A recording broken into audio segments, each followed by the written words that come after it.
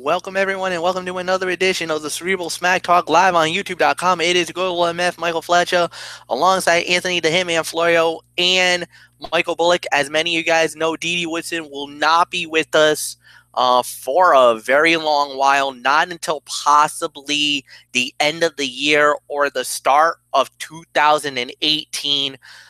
Basically, she's actually moving. So she's going, she is moving to a new place in a new city in Ohio. And we wish her nothing but the best. And, you are with us. You're in our thoughts and you're in our minds, Dee Dee. We love you. And on the behalf of myself and the crew, we hope you have a wonderful Thanksgiving, you and your family. And we will definitely be thinking about you tonight. And let me say it, guys. We had a very strong show here tonight. From the Survivor Series on Team Blue side, basically what's going to happen, what was the repercussions and the fallout from Sunday night's event. And, well, you're going to get to hear it right now on the one and only Cerebral Smack Talk. And we started it off with Shane McMahon coming out. He basically was saying, look, we came up a little short. Yeah. You know, Triple H and Stephanie May spun it that, even though in defeat, they should be considered the show of WWE.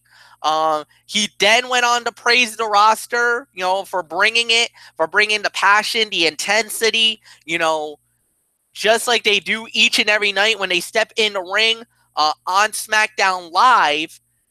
And basically, in a way, kind of gloating over the fact that, hey, we beat the Red Brand in some big matches. Well, the party got crashed by Kevin Owens and Sami Zayn. Surprise, surprise, surprise.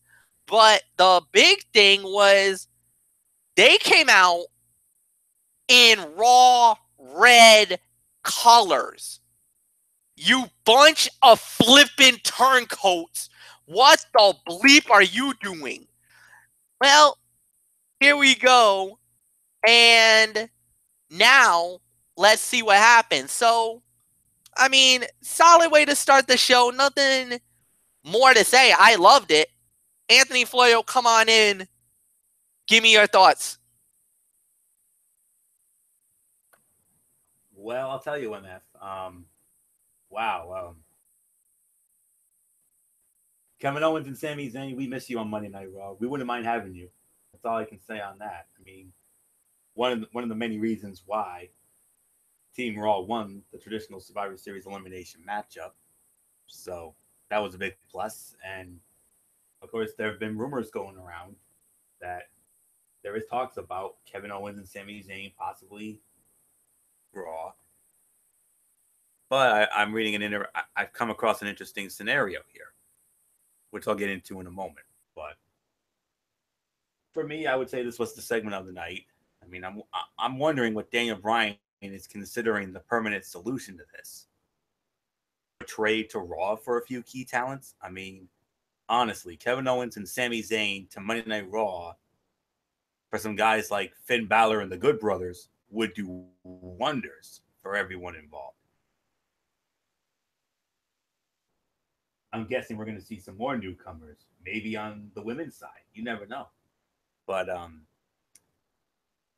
I'll say it like this. I mean, it was a great way to. I mean, you set up some great bouts for this show. I mean, 3-on-2 handicap match with a New Day against Owens and Zayn in a lumberjack match, and Charlotte and Natalya in a rematch for the women's championship, and what's going on with the Usos and Gable and Benjamin. So, yeah, I mean, great way to set the agenda, no doubt about it. And like I said, Kevin Owens and Sami Zayn, we'd love to have you back on the A show, boys. No doubt about it. You boys have been lost in the shuffle over there, especially Sami Zayn. We thought it was going to do wonders for Sami Zayn, but it hasn't. I mean, Well, Kevin Owens has had some moments. I mean, winning the United States Heavyweight Championship and having a great feud with AJ Styles, but Kevin Owens but Sami Zayn, though, he's been lost in the shuffle, although he's been getting better, though. I mean, the heel turn has done wonders for him. I mean, he's been the star of the show over the last few weeks, and let's see if he remains that way here tonight. So, segment of the night for me, no doubt about it. So, Phenom, Michael Bullock, come on in. Fresh off your big night. You had a big night indeed, and I'm glad you were able to make it on time for this. So, your thoughts on this wild and crazy and chaotic opening segment? Yes, yes, it certainly was a big night for me tonight. Well, we'll talk about it off the air, but as far as this segment goes, I mean, I do agree this was the segment of the night. I mean, Kevin Owens and Sami Zayn coming out in Raw Red. You bunch of bleeping idiots. Why would you do? I mean, this is SmackDown Live, and you had to do this.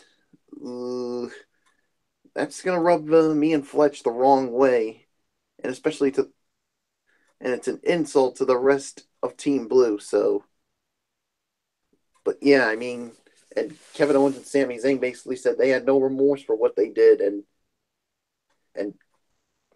Shane McMahon was basically on the verge of firing them, but Daniel Bryan comes out and says, you know what? How about tonight? We put him in a 3-on-2 handicap match against the New Day in a lumberjack match. So, yeah, so there's really nothing more to be said. So this was the segment of the night. So with that being said, let's just move on, Fletch.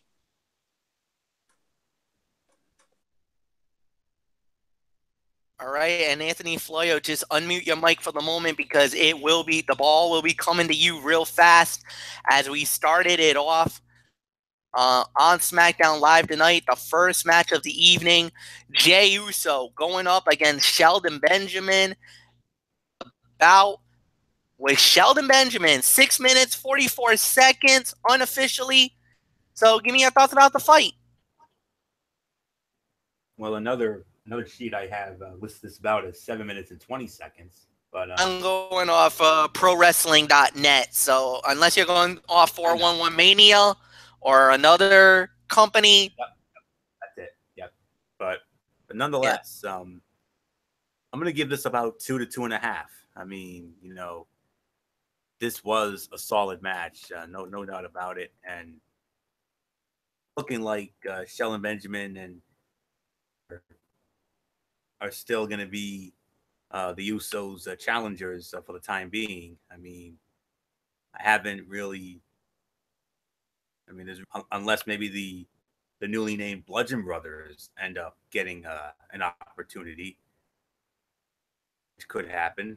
But I know WWE's unofficial stance is that turns are passe, but I think they'd be getting a much more invested audience if they made it clear first the cheers and the other doesn't.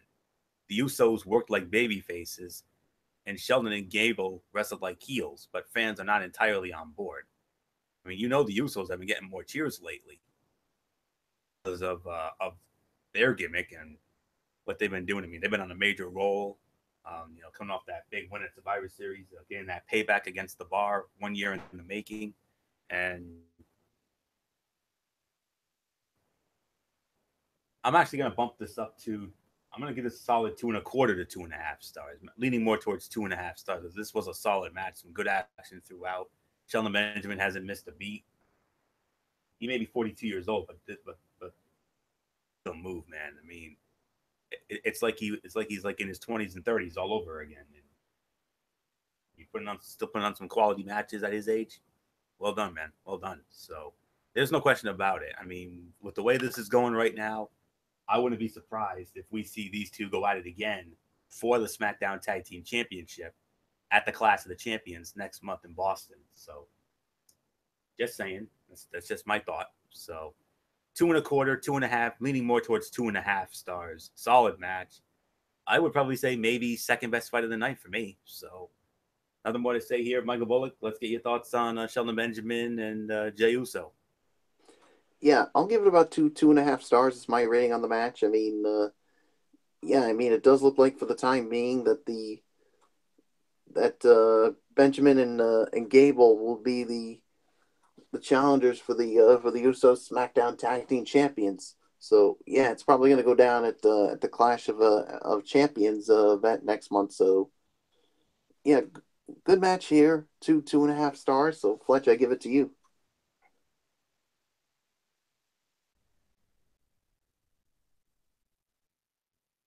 About 2.5 stars is what I'm going to give it. And yeah, this was pretty nice to see. Good battle, good storyline that's coming out. We'll wait and see what happens. And you know what, Anthony, I'm gonna go and I'm gonna talk about that for a moment. About the popularity of the Usos. I think the popularity of the Usos is because they really established themselves. They reinvented themselves as no nonsense, in your face. Back in the day when it was the Usos, it was kind of more of a, I don't want to say, when they started doing the Cimatal and all that stuff, because it was really more catered around, that Samoan heritage. And normally, and of course, with Roman Reigns and all that stuff, it kind of really started going a little more, fans are not going to like Roman, so we don't like you. And that's why the fans kind of turned on him. Well, WWE saw the opportunity, turned him heel, and gave him this attitude like, we're no nonsense, we don't give a damn, and we're gonna do it our way, the Uso way. Welcome to the Uso Penitentiary. The minute everything turned was the infamous battle rap when the Usos rapped all over and really lit the place on fire with that infamous line, hey Biggie, let's keep it PG. Let's not get rated R like Xavier Woods. And exploded the internet.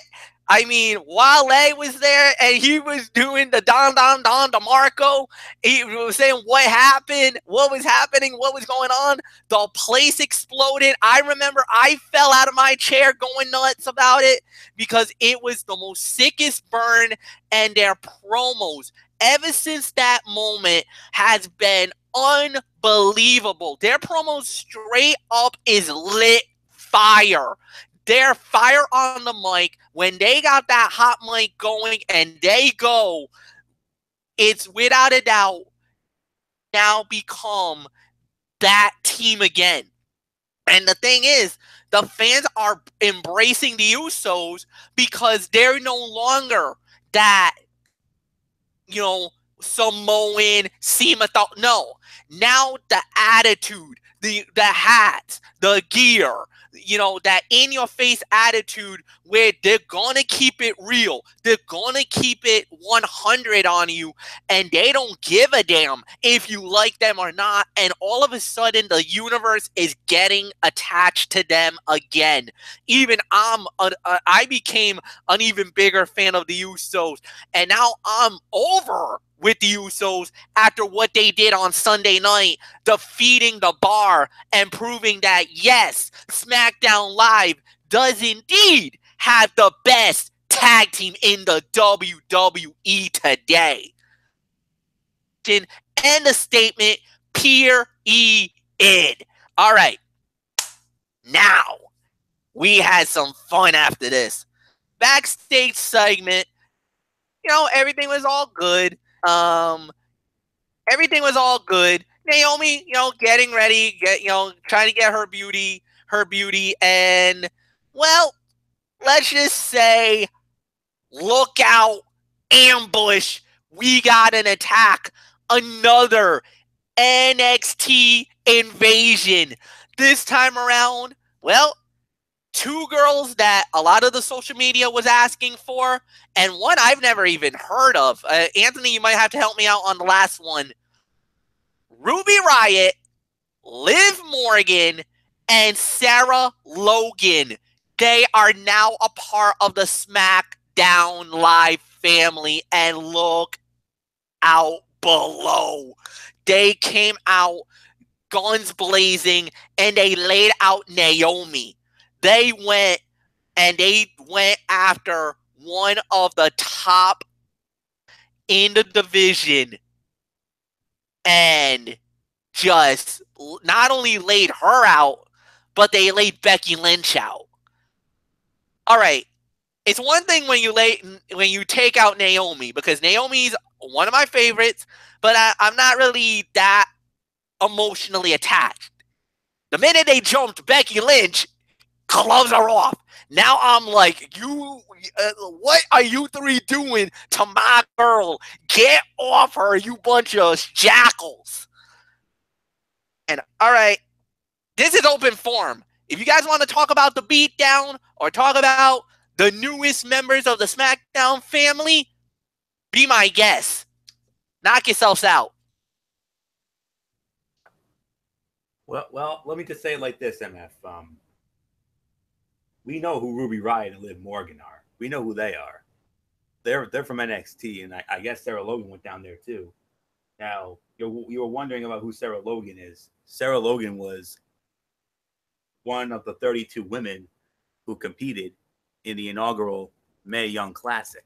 And, she had a solid showing. I got to go back and look up the bracket and see how she did. I'm not sure when she went down, but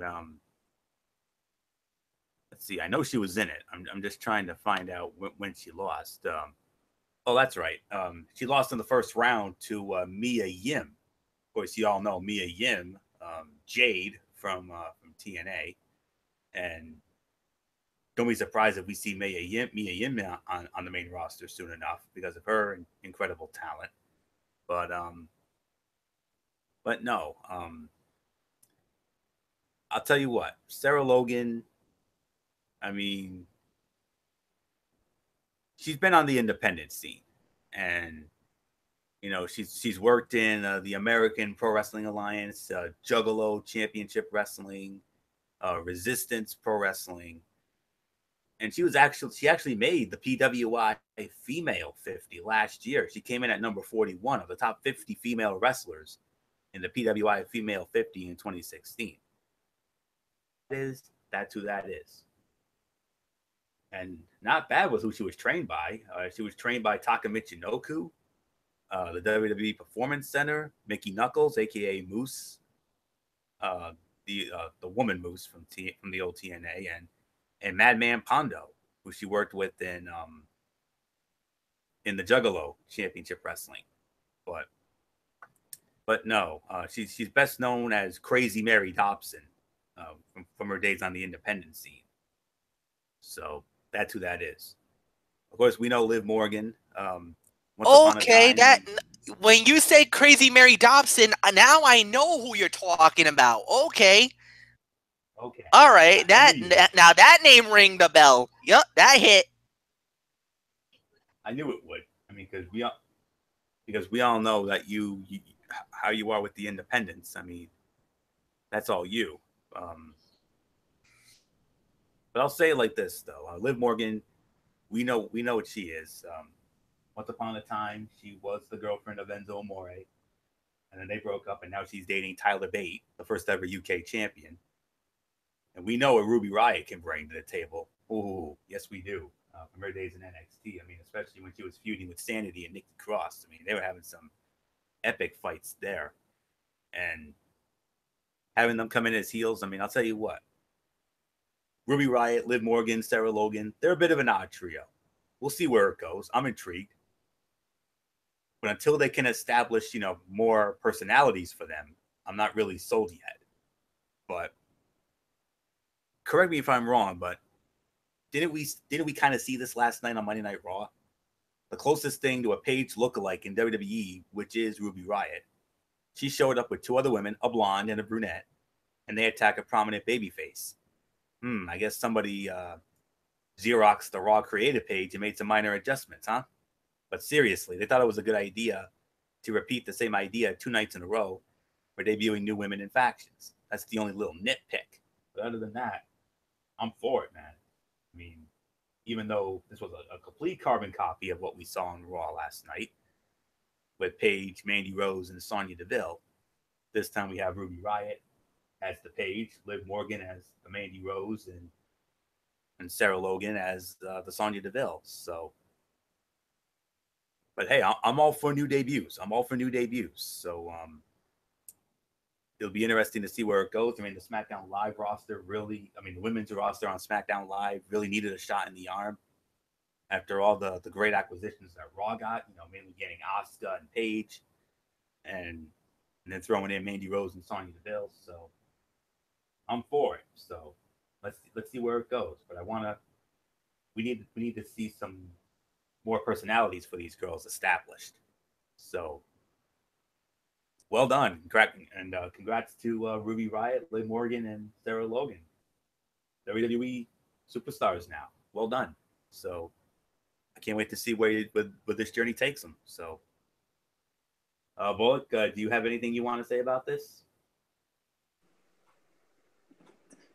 Yeah, I mean, this is yeah, I'm happy for Liv Morgan, Ruby Riott, and Sarah Logan that they're now on the main roster. I mean, I had a chance to see a little bit of what they could do, what they did over in NXT. So, yeah, I mean, it did look like they took a page out of what we saw last night, but it'll be interesting to see what kind of direction that these three women are going to go. So, but they certainly made an impact tonight, and they made an impact again. We'll definitely talk about that later on. So, I really got nothing more to say. So let's just move on, Fletch. All right, and at the moment, this one was actually a cutout, and it was the Bludgeon Brothers, Rowan and Harper making their re-debut. This new gimmick, taking on the Hype Bros. They beat them at 2 minutes and 44 seconds. We don't need to get into this, so we'll just move it on. The next thing we had was an in-ring segment. AJ Styles, the defending WWE champion, interrupted by Jinder Mahal, and more importantly, guys, it looks like it is a official. The match has been confirmed. Boston, get ready. December 17, TD Garden, AJ Styles, Jinder Mahal for the WWE Championship. Nothing more to say. This was awesome. I thought this was definitely one of the other segments of the night. I loved AJ Styles. And, for once, Jinder Mahal was not bad. Yes, AJ did get jumped. Try to get jumped by the Singh brothers, but AJ was able to basically hit everything that he needed to do. So he comes out nice and strong. Nothing more to say. Anthony Floyo, it's all yours. Expected. I mean, we knew this match was going to happen. We knew it was going to be at the Clash of the Champions. There's your main event right there. This was the other segment of the night here. I mean, very good for the most part. And I mean, AJ gets to put Jinder on his back for the Clash of the Champions, and I'm hopeful that he goes over and successfully defends. And we can have AJ go into WrestleMania as the WWE champion, which many said he should have done so this year.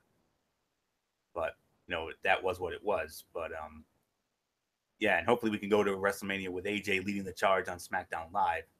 And it feels like we emerged from a few months on the darkest timeline when Jinder dropped the title to AJ in England 2 weeks ago. But all I know is, I mean, of course, AJ also talking about what Paul Heyman said. Paul Heyman praising AJ Styles for his effort against Brock Lesnar at Survivor Series. I mean, what a match that was. That was the fight of the night. That was a near 5-star classic. I mean, definitely another contender for match of the year for sure. Absolutely. But you knew but remember, we all, whenever a champion loses, he or she has an automatic rematch clause at any time of their choosing. And we knew Jinder was going to eventually cash in on that, and I couldn't think I can't think of a better night to do it than the Clash of the Champions because it is a SmackDown exclusive event. Makes perfect sense. You got a month to build it, and my gut's telling me that AJ. I don't know why, but my gut is telling me Mahal's going to win the belt back here. I don't know why, because of the fact that there's that India tour is coming up, and I'm pretty sure there's still they still want to have him go to India as the champ. But my heart is telling me AJ is going to go over because of the fact that they finally figured out that Jinder was a disastrous champion, and let's not kid ourselves, he was. And even though Jinder was good here, yes, MF, you were absolutely right. I mean, this is one of the rare promos Jinder cut that was actually good.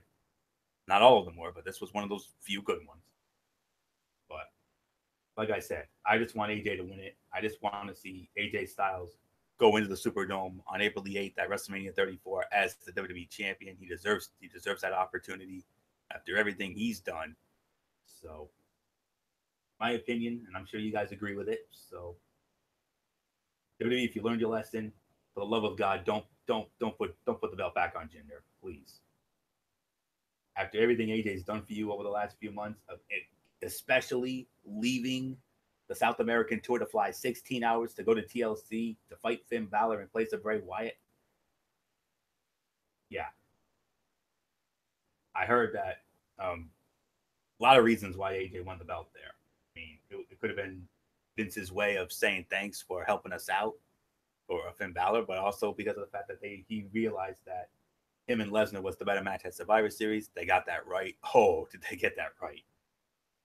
You think we would have gotten that kind of match with Jinder Mahal? Absolutely not. It would have been a reversal of what Goldberg did to Lesnar last year. Let's not kid ourselves, and that would have sucked the life out of Squash City. Yes, Bullock? I said Squash City. Yeah, absolutely. It would have been awful, but they did the right thing. So if WWE does the right thing here, if they get this right, they'll keep the title on AJ, have him headline WrestleMania as the WWE champion. Hopefully against a certain King of Strong style. That's just all I'm saying. So with all that being said, second best segment of the night for me. Something about that opening segment was just a little better because it was more chaotic. So, but AJ was wonderful. Jinder was better, but not all that much. So on to Boston. So, all right, Bullet. AJ Styles. He's going to defend against Jinder Mahal at the Clash of the Champions in Boston. I hope they keep the title on AJ. Don't put it back on Jinder. We don't want another disastrous run.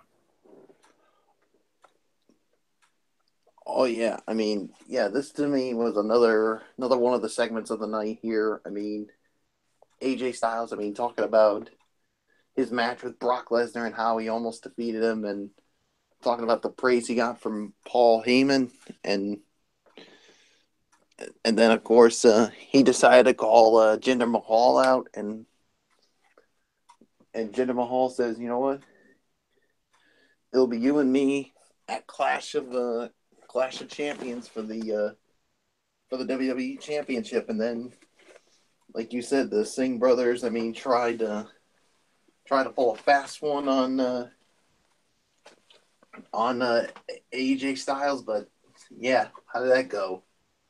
Not so good. So yeah, I really hope that they keep the title on AJ Styles, because I do not want to go through another run with Jinder Mahal as the WWE champion, because that could have train wreck and disaster written all over it. So we'll just have to wait and see. But I really have nothing more to say.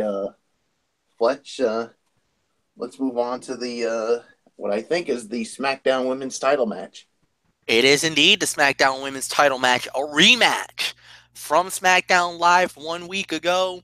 The reigning, defending SmackDown Women's Champion, the Queen WWE, the Queen from the Queen Cities, Charlotte Flair, puts the title on the line against the Blackheart Natalya. Unfortunately, the fight was declared a no contest. Fight gets thrown out.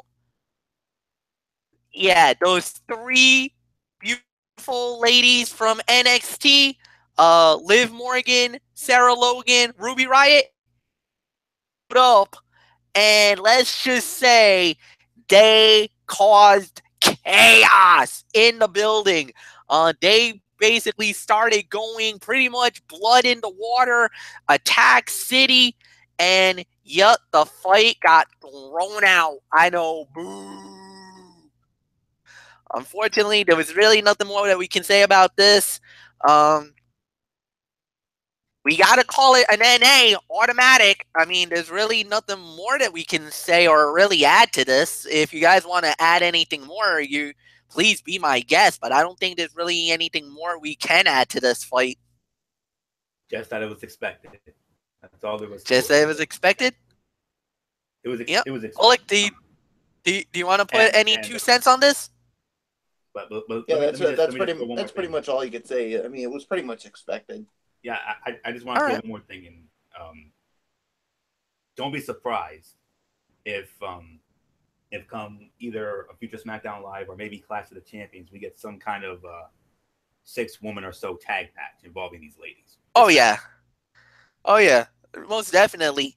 And I think the 3 that will probably get the first shot at these 3 ladies are going to be Becky Lynch, Naomi, and Charlotte, because obviously Becky and Naomi got jumped in the back in the locker room area. Charlotte got jumped in the big fight during the title match. And the only other person that I would say would be Natalya, but I doubt Natalya would want to any of the 3 women that I just named, unless there's a 4th that comes. But now I'm really kind of grabbing at tea leaves here. And again, I'm gonna be the one to say it. Where the hell is the iconic duo? I mean, okay, don't get me wrong. I'm happy Liv Morgan showed up. I'm happy Ruby Riott showed up because those 2 ladies deserved it. A lot of people were yelling for them last night on Monday Night Raw instead of the 2 that we got on the Raw end. SmackDown ended up getting them, but then again, they started barking about why on earth did we not see the iconic duo? Why did we not see Peyton Royce, Billie Kay? We're waiting for these 2 Aussie beauties to debut. When are they going to debut? Apparently, from what I heard, WWE is not pulling the trigger on them to come yet. They're going to come. They're going to SmackDown Live. That is almost 100% certainty, according to a few people that I've heard. The reason why that they're not pulling the iconic duo is because the iconic duo is currently in a storyline, I guess, with Saruki Sakai. In NXT, there's kind of a little bit of a storyline with them going right now. So that's why they're not pulling the trigger and bringing it, and my favorite, the Lay Cool 2.0, the iconic duo, to SmackDown Live. The minute they're done with anything about that, I'm thinking either post Royal Rumble or the infamous or most famous of them all, the after WrestleMania call-up is when we might see the duo finally come and be on SmackDown Live. Maybe. We don't know yet. But that's to kind of curtail all the stuff out there about what happened in the whole 9 yards and, you know, what is really going on. So then after that, you know, there was a backstage segment with Daniel Bryan, you know, kind of not talking about anything going on or, you know, with everything that's going on with Daniel Bryan. Shane wasn't really too happy with Daniel. Hiring these 3 girls behind his back. The fact that he's trying to create this tag team. This 3-on-2 handicap. A 3-on-2 handicap. Lumberjack match. And so you can already see Daniel starting to, I don't want to say the power's going to his head now, but he's starting to defy authority. He's starting to, do things his way, not consulting with Shane McMahon. And, he's starting to create his own business and doing it on his own. He's becoming very cagey, and I don't know what is going on with Daniel Bryan. Is he trying to muscle power from Shane McMahon? Or is there something a little more deeper that we don't know about? Well, it leads us to the main event of the evening. Kevin Owens, Sami Zayn versus The New Day. 3-on-2 handicap lumberjack match. And believe it or not, the winner of the bout in 14 minutes, 55 seconds, unofficially, Kevin Owens, Sami Zayn, they won it. Basically, all hell broke loose when Baron Corbin, accidentally ducked Bobby Roode, and that caused a little bit of a brawl outside the ring. And Sami Zayn, like a thief in the night, rolled up Kofi Kingston, a dreaded roll up of doom for the 1, 2, 3. Wow. That's all I can say about that. Who leads off? Is it Michael Bullock? Yep, you are absolutely correct, my friend. Friend, give me your thoughts on what I believe was the fight of the night. Sami Zayn, Kevin Owens, they stole it. They beat the New Day. I'll give it 3 stars as a rating for the match. I mean, this was definitely the fight of the night.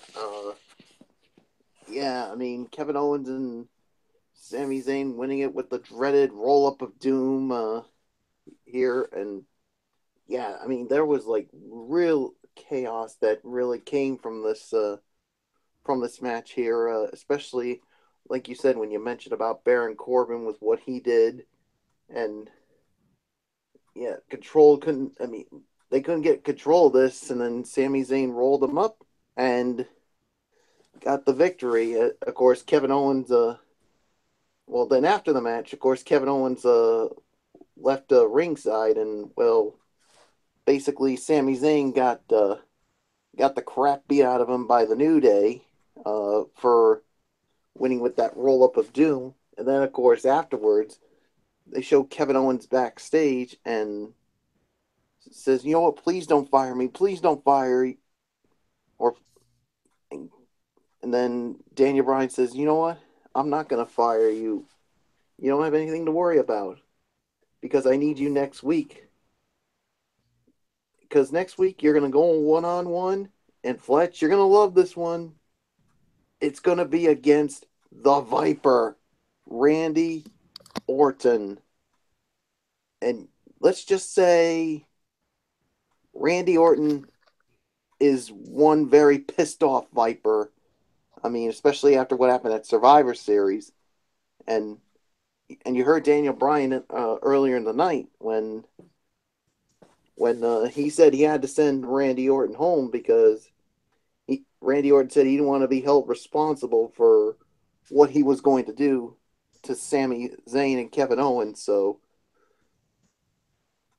all I can say is, Kevin Owens, may God have mercy on your soul, because the Viper is about to sharpen his fangs and is coming to take a bite out of you, Kevin Owens, for what you and Sami Zayn did at Survivor Series, basically being responsible for Randy Orton getting eliminated. So, yeah. The Viper's coming for you. KO. 3 stars. Fletch. All I can say is, you know what happens to a Viper that gets really angry? Oh, yeah. Yeah, so Oh, yeah. it's on to you, man. And let's just They say Randy Orton's, strike. he's coming to get some. They strike in a moment's notice, and a lot of the times out of nowhere. No doubt about it. It's gonna be an interesting fight.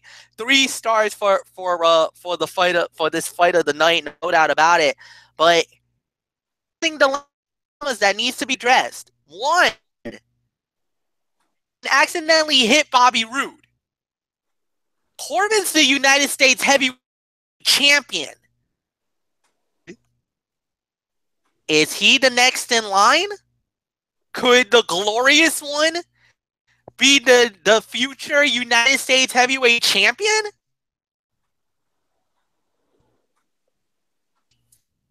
Number 2. Very interesting what Daniel Bryan's doing. He's not punishing Kevin Owens or Sami Zayn for what happened, but now he's going to let them go after Randy Orton. But what's the motive? Daniel, you got to be a little more. What are you playing? What are you doing?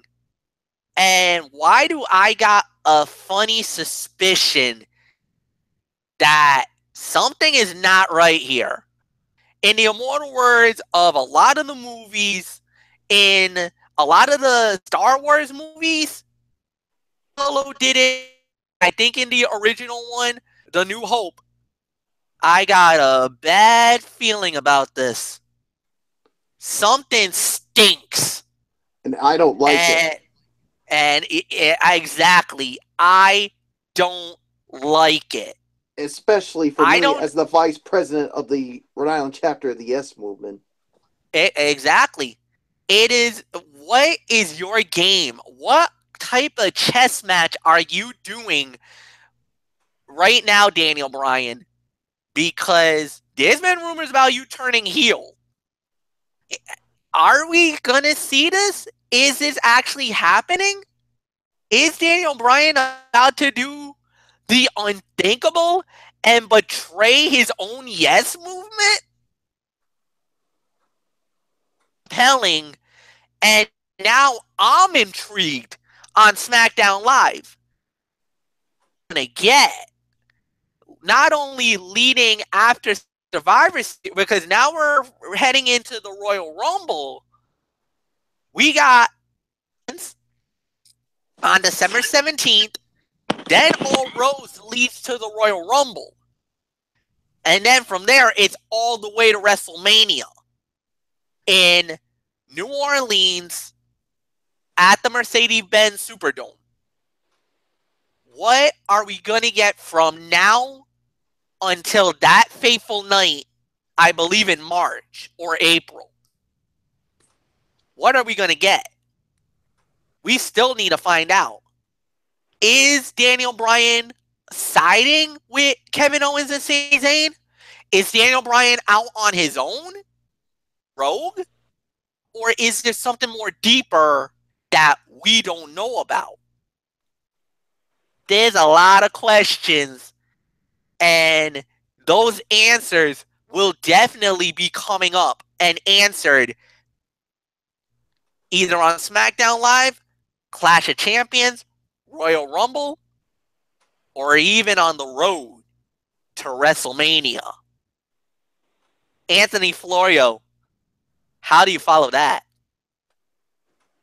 By telling you April 8th is the date of WrestleMania, by the way. Thank you. Thank you very much. Okay. Should have known that already, but that's all right. I agree. Fight of the night, 3 stars. While it did break down into the usual lumberjacks try to kill each other cliche, they didn't overuse the lumberjacks, and the match was good overall.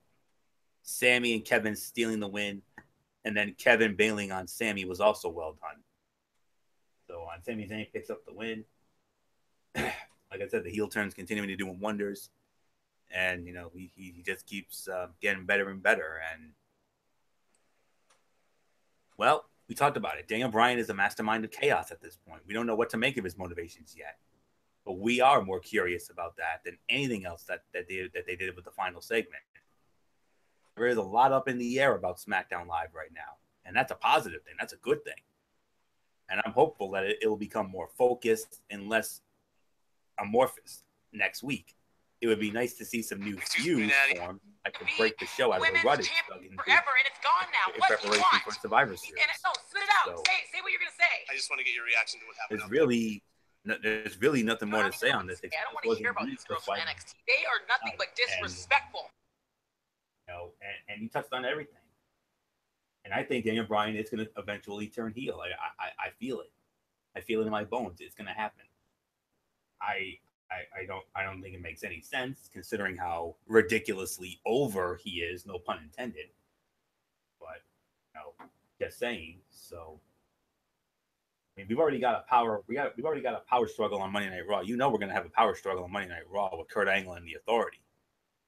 That we know. Last thing we need is another power struggle on SmackDown Live with Daniel Bryan and Shane McMahon. I mean, one power struggle angle is enough. We don't need two. That's all I can say. But with the way it's going, it looks like we're on our way to having a power struggle on both Raw and SmackDown Live. Shane O'Mac and Daniel Bryan on SmackDown Live, and Kurt Angle and the Authority on Monday Night Raw. So, we'll see what happens. But let's limit the power struggle angles. Okay, we don't need two. We only need one. Let's keep it to the Raw angle with Angle and the Authority. That's it. So, just my thought alone. So, but other than that, touched on everything else. I agree. Fight of the night, no doubt about it. 3 stars. And overall review of SmackDown Live, and I believe MF starts it off.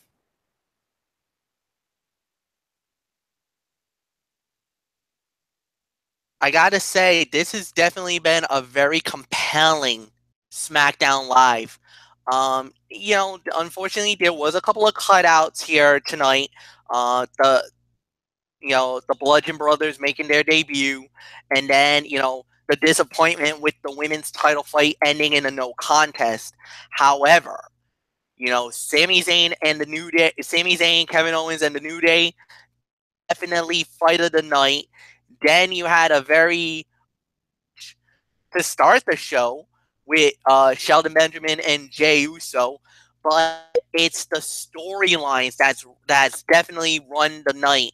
The war between Kevin Owens and Sami Zayn against Shane McMahon and Daniel Bryan.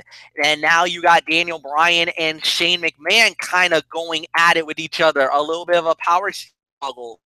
The women's division has gotten a major upgrade. Sarah Logan, Liv Morgan, and Ruby Riott all debuting tonight and making their presence known, jumping Becky Lynch, then also taking out Natalya and Charlotte Flair during their match. So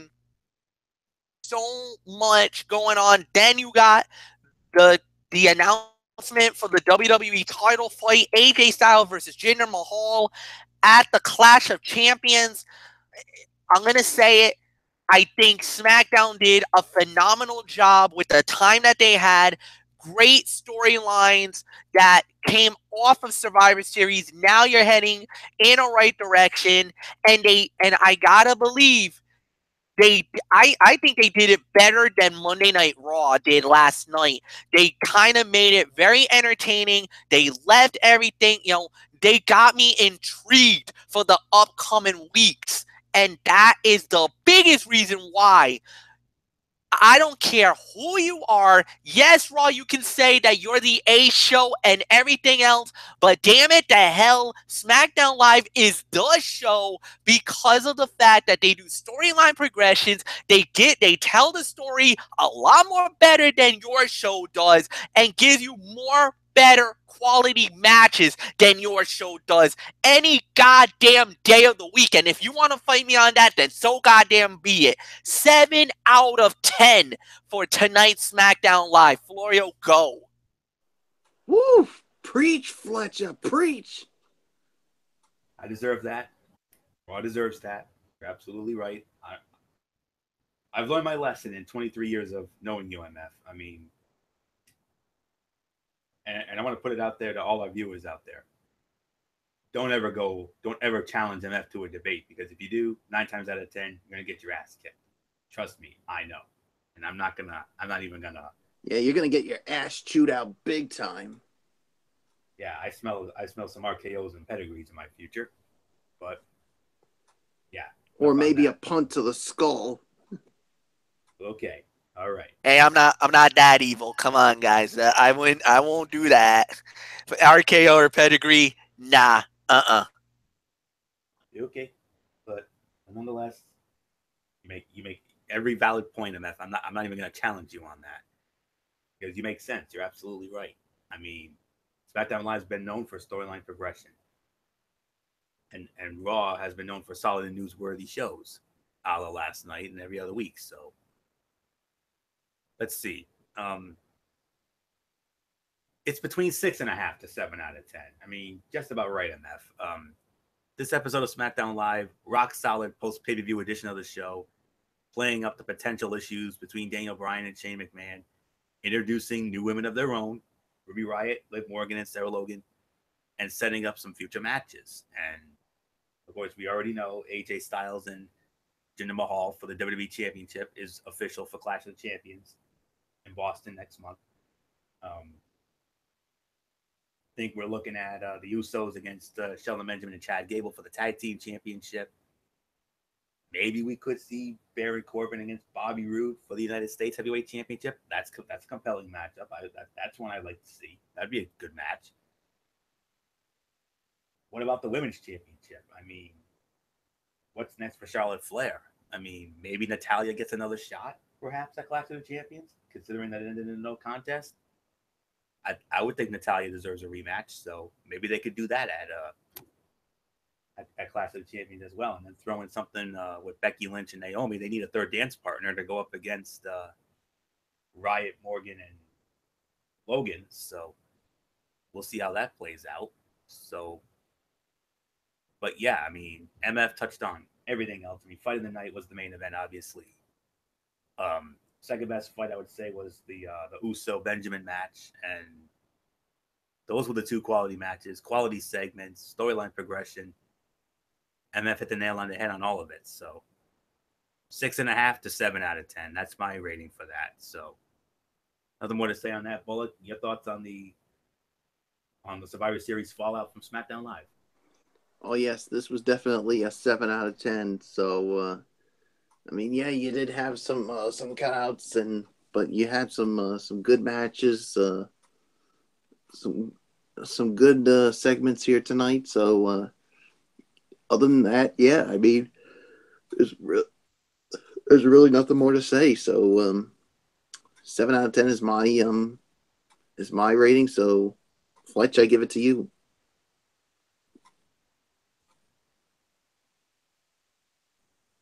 All right, guys. So it's now time for the Mikey's Mindset, and what I'm going to do is a couple of things that are going to be very out of the norm. We got RWA Thanksgiving Throwdown. It went down this past Saturday night, and I was invited as a special guest, to be a part, to witness the show and the whole 9 yards. And I could not thank RWA enough. They've been so good to me in the past, and I just wanted it to return the favor and return the love. And yes, I was in the house. I did appear on. I was in the crowd. They gave me great access, and for the show itself. And I had an absolute blast, guys. This was a great event. Just to break down on some of the results that I can give you. Basically what happened was, let me see if I can pull some of this results up for you, and then I can go from there. All right. Let's see. There we go. Thanksgiving Throwdown. So, first off, just to give you a little bit of some heads up on what went down during the event. Let me see if I can get some of the cards, because I want to be correct on everything. Don't want to mess anything up. All right. So, first off, we had was the actual no, I didn't miss that. I did not see that match. Okay. So, the first thing we had, well, I can announce to the whole world that we got new RWA Tag Team Champions. The Middlesex Express actually won the titles. They defeated the Cool People and the Heavy Hitters to capture the titles. The long-awaited championship has finally come true. The Middlesex Express finally wins the titles for the first time ever. Also, on the card, Sean Leader defeated Tom Billington in the 3 stages of hell. That fight was, from what I know, was absolutely amazing, to say the very least. King Leon the Sixth, Phoenix, and Todd Harris got the victory over Izzy Stars and his 2 partners in their matchup. Also, we have a new RWA Intergalactical Champion. That's right. The Insane Dick Lane regains the title, wins the belt, defeating Frank the Crank, who is the former champion in that match, plus a Survivor Series elimination style match. It was the Foundation success defeating, as it was at the end of the fight. The last man standing was the RWA Triple Crown champion, Nick Marchand, won it for his team, the sole survivor, as he defeated the Ace Mike Montero. A little bit of a chicanery type of an ending, but, it is what it is. Then after that, we actually had the RWA Hype title on the line. The Riot, Kellen Thomas, put the title on the line against Anthony Stone. Now, this was a last-minute switch, ladies and gentlemen, because originally this was supposed to have been Judge Logan Chambers. However, Logan Chambers was unable to fight due to circumstances beyond his control. So Anthony Stone took the fight, and the Hardcore Jesus gave the Riot everything he could handle. This was a really good match, but at the end of the night, successfully defends the title. He is still the RWA Hype Champion. And in the main event, the Thanksgiving Throwdown Battle Royale of the Royal Rumble, Chris Cruz wins it. He won the Thanksgiving Throwdown. He gets the golden opportunity. He now gets to fight for the RWA Triple Crown Championship March of 2018 at RWA Perseverance. That's going to be the biggest event of the year. And as a matter of fact, after the show was over, I was actually able to get an exclusive interview with the winner of the Thanksgiving Throwdown himself, Chris Cruz. We chatted for a few minutes. I told him, wishing him congratulations and everything else. And he goes and says, you know what? I appreciate it. Thank you very much. And he said that this is his second time winning the RWA Thanksgiving Throwdown. He actually won the initial Thanksgiving Throwdown, which was about 9 to 10 years ago. So second time winner for him. Unbelievable victory for Chris Cruz. He now gets the golden opportunity in March, and we'll find out what happens there. All right, now is something really different. For the first time ever, I'm about to break out a new company, and this company is called Sports Entertainment Federation. It's called the SEF. Now, it's not really wrestling. It is wrestling nonetheless. However, it's internet-based wrestling. It's an internet company. Basically, what it is, created wrestling by the fans, and a lot of the storylines that they do, we kind of feel that gets ripped off by Ring of Honor, New Japan, WWE, especially WWE. There was a few storylines that was in internet wrestling communities that we kind of feel got ripped off from us. So, anyway, so the internet wrestling community has this company called the SEF, and them for a little while up behind the scenes, and they now know that I do this, and they asked me, hey, would you be willing to promote our company on your show? Now, of course, I was kind of, apprehensive because I wanted it to see how this was going to go. And, I've done a few podcasts for them, and I was like, you know what? I'll do it. Yeah, I'll do it for you guys. If you want me to do it, I'll do it on the Mikey's Mindset. And they've given me the green light to do it. So, here we go. For the first time ever, SEF and their show is called Anarchy. It's a bi-weekly show. We do it. The show is on every 2 weeks. And this was some of the action that went down on the last episode. The first fight of the night was Jade West. She went one-on-one with Christine Nash, and the winner of the match was Jade West. Jade West wins the bout. So we had so basically the next fight we had was Matt Ward. Now, this is not the Matt Ward from Illinois that we know. It's just another Matt Ward. He went up against Drew Stevenson, and basically the fight got thrown out. It was a no contest. Nothing special had happened in that match. In the main event of the show, Cliff O'Crank put the SEF Revolution title on the line against Jason Stratus. The fight never got off the ground. The fight ended in a backstage brawl that spilled into the parking lot, and basically they destroyed each other so badly that they both got left in a heap. And, it was an unbelievable battle, an unbelievable fight, a war, to say the very least.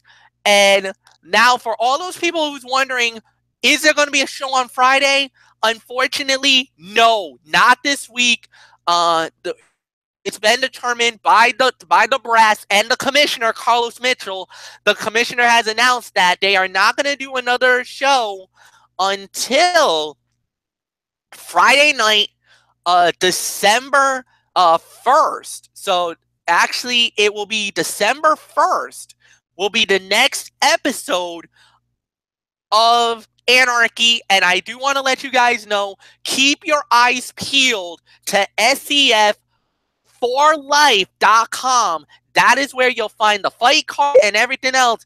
And when the show goes down, results are, I am able to get the results from that show on Tuesday, December 5th, right here, Cerebral Smack Talk on, once again, the Mikey's Mindset. I will have those results for you, for all you wonderful people. All right, that's it. We're done. So, Anthony Floyo and Michael Bullock, as always, for making the show as awesome as it is. And tomorrow night, the special edition of Strictly Sports Wednesday, it is a football feast, y'all. This is it. College football, the NFL, the Thanksgiving games, only Thanksgiving games, the 3 games on Thanksgiving, and all of the college football breakdown, 10:30 Eastern. For Anthony Floyo and for Michael Bullock, they will be on. Unfortunately, due to work commitments beyond my control, I will not ball feast. So this is it for me, guys. I will not be back until Friday for NFL Fridays. But for me, on the behalf of myself, the producers of the Cerebral Smack Talk, and my crew that works behind me with me every single day. I do want to wish you guys a happy and healthy Thanksgiving. We hope that you guys have a lot of turkey, a lot of great food, but also remember it's about family, guys. And that's why we are all thankful for our health, for the love that we have in our hearts, in our minds, and in our soul. With that said, thank you so much for watching this. Like the video, leave a comment at the bottom. What did you think about SmackDown Live, or even share it with all your friends on all of the social media platforms. And until then, thank you so much. Have a good night, everybody, and so long for now.